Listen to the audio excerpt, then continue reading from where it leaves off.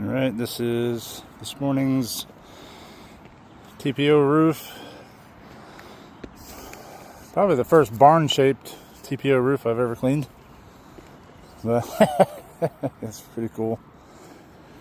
And whew, these clients just bought this property, and man, it needs a cleaning super bad. Like super bad. Way overdue. If I can get back down without sliding off my perch here. Alright. Alright, so we're going to get all the organics and oxidation removed here. And got a little weld repair. A lot of the peak run is popped. Cold weld. So we're going to repair that. Get it looking beautiful and lasting as long as it can again. Alright, here we are.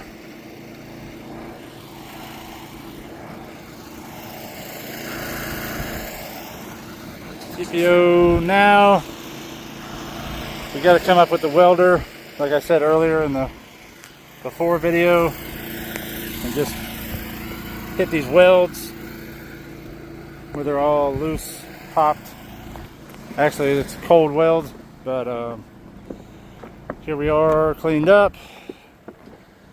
And because of the neglect to the roof, there's this striation in there. I never know if it's going to show up in a video or not, but if it does, there it is. And that's the damage, the irreversible damage. So what that does over time is causes premature delamination and cracking. And did find one slice in the roof here, and we're gonna put a patch over that right there. And that's also, the roof is so black and mottled beforehand, it's almost impossible to find small imperfections like that. And that's why when we're doing inspections on roofs like this, I always recommend cleaning them first, because you could crawl around up here on your hands and knees and find a few things, and then come back after it's clean and they just pop out because everything's perfectly white like you see. And then any little imperfection, little tiny piece of grass, a speck, it just pops out at you.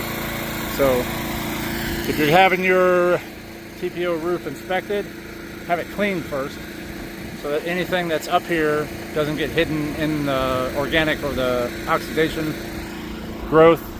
And just some information to throw out there to you guys. Alright, I'm going to get up here with the Leister welder and fix the welds on the run. It's just a peak run and a little bit on the addition out there, and then put a patch on that little slice over there, and we'll be finished.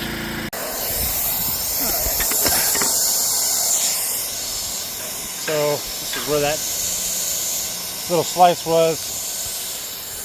Mule hide material. This is also mule hide material, and just fuse the material to itself, back weld it, and because it's such an old membrane, we got to go a lot hotter than we normally would to get it to fuse. Normally we would not use all that heat like that welding it, but we want it to fully adhere here, so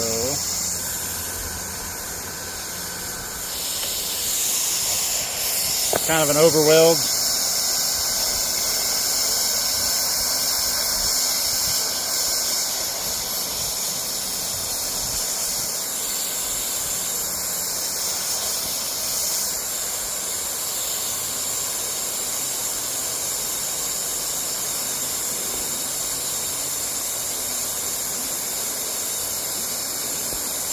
And then that's good as new, completely sealed.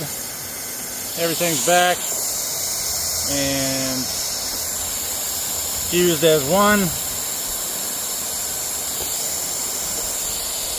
No more leak. Beautiful.